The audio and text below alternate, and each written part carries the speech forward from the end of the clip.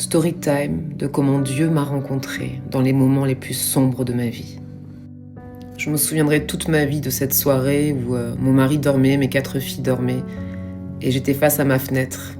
Et c'est pas la fenêtre que je voyais, mais c'était le vide. Je venais d'accumuler des années de souffrance et d'épreuves. J'avais failli perdre mes 4 enfants. Moi-même, je suis passée à ça de la mort. Et en fait, j'enchaînais les épreuves dans ma vie et la souffrance, et j'étais juste fatiguée. Fatiguée de vivre, fatiguée de continuer à me battre face à la souffrance que je vivais.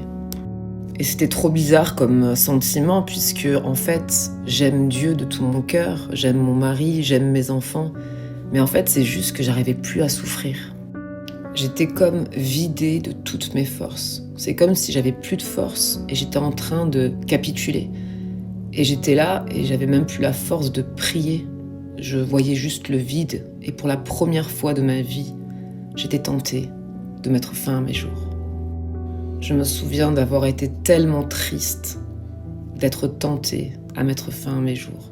J'étais tellement triste d'avoir ces pensées. Et c'est à ce moment-là que j'ai entendu comme un murmure, une voix douce dans mes oreilles qui me disait « Daria, tu ne sais pas les forces que j'ai mis en toi ». À cet instant-là, je savais que c'est Dieu qui me parle, que c'est le Saint-Esprit qui me parle. Et là, Dieu me dit, tu ne sais pas les forces que moi, j'ai mis en toi. C'était un moment divin que je n'oublierai jamais de ma vie.